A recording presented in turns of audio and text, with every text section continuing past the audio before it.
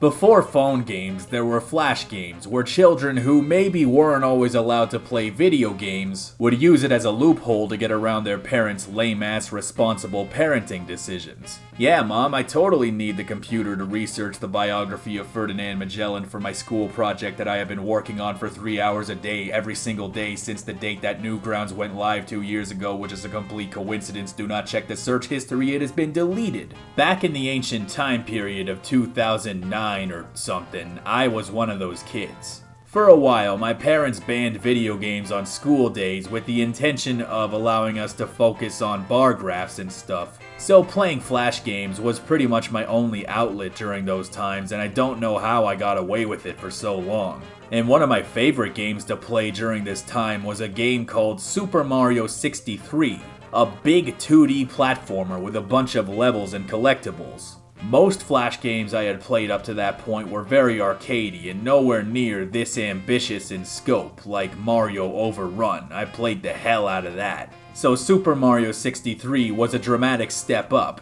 It was as close as I could get to an actual video game at a time where I wasn't necessarily allowed to play those. I didn't even know you could program a save feature in a browser game. It was a much more quaint and naive time, and while this may look dated today, this was crazy to me, and sometimes it was all I had. I have mentioned this game in various contexts in the past, but I don't think I ever dedicated an entire video to it, so today, that's gonna change. I decided to give this game another shot after all these years, and I must say that it's actually a surprisingly decent video game still, especially considering it's a Flash game.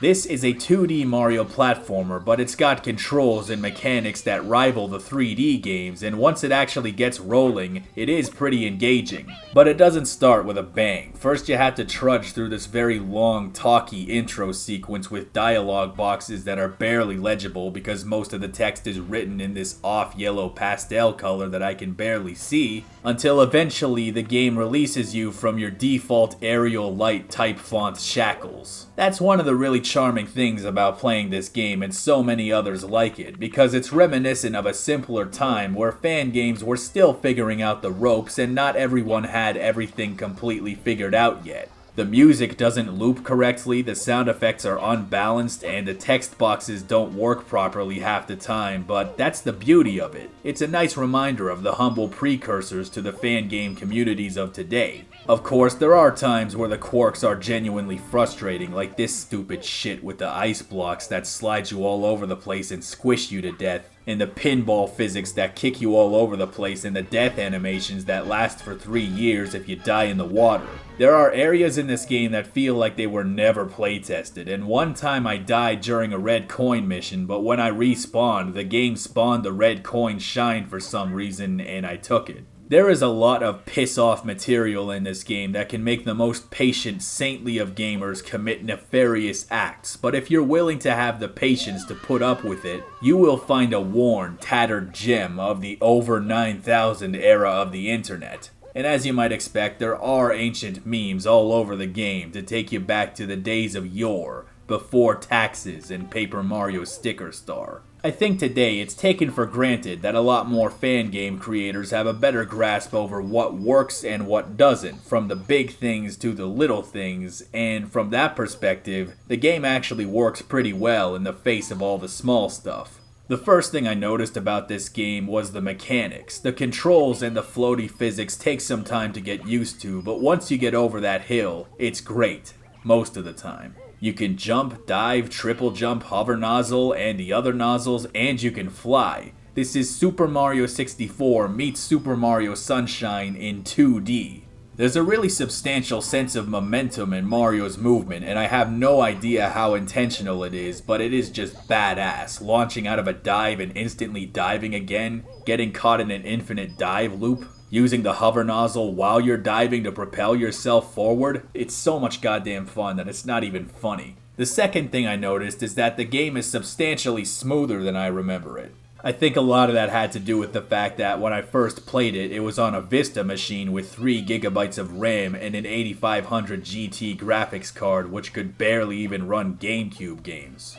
Sometimes something as simple as an updated machine can really fundamentally change the experience. The level design seems most reminiscent of Mario 64, with things like Shifting Sandland, Bob-omb Battlefield, Hazy Maze Cave, and Wet Dry World. But really, it's a love letter to every big-time Mario game that was out at the time. FLUDD plays a major role in the game, and a lot of the music is lifted straight out of Mario Galaxy. You got the Gritzy Desert remix from Brawl, the big coins from New Super Mario Bros. Make an appearance. And a lot of the graphics were lifted from existing 2D Mario games. And that's what makes it truly a fan game, the acknowledgement of all these different things. One of my favorite parts of the game is Peach's castle because of all the hidden secret pathways and whatnot. It really rewards exploration and attention to detail. It's the way I imagine people felt exploring Mario 64's castle for the first time, which I did when I was like 3, so I wouldn't remember.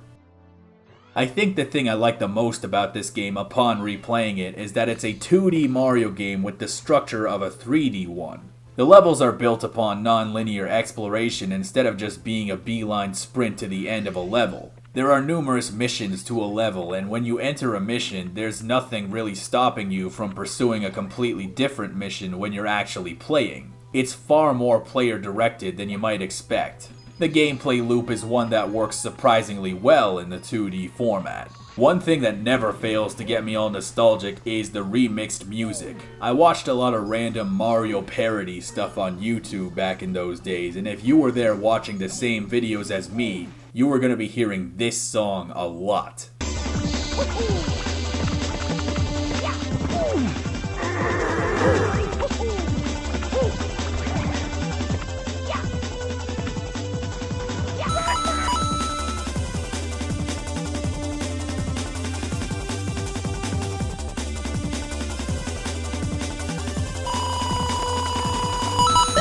Super Mario 63 is a massive nostalgia trip and a fun game when it's at its best, but it's also a game with a lot of frustrating moments that will probably put you off in the worst of times. Much like Psycho Waluigi, this is a game with a ton of potential that is held back by some areas that lack polish. This is the type of game that could benefit hugely from a remake or a remaster, which is why I'm very happy to be able to bring your attention to Super Mario 63 Redux, a fan-made remastered deluxe version of Super Mario 63 with improved controls, graphics, and mechanics. Originally, I had hoped to review that game, but as far as I can tell, there only exists a demo that lasts for a total of 3 minutes at this point. The demo was quite impressive though. It let me use a controller, and it was definitely way more smooth than the original game with frame rate that was actually consistent and not like Bloodborne. And I would very much love to talk about that when it's in a more finished state. Just the fact that people are going to the trouble of remastering this game should be a testament to its legacy. While that will undoubtedly be the better way to play this game if and when it comes out, there is still a lot of charm and fun moments buried underneath its frustrating exterior, and if you can withstand its unbecoming design philosophies, it's just a couple of Google searches away. And yes, I would recommend it. But that's gonna be a wrap for today. Can you guess what tomorrow's game is? I won't give it away, but rest assured that it will be very okay. Thank you so much for watching my video.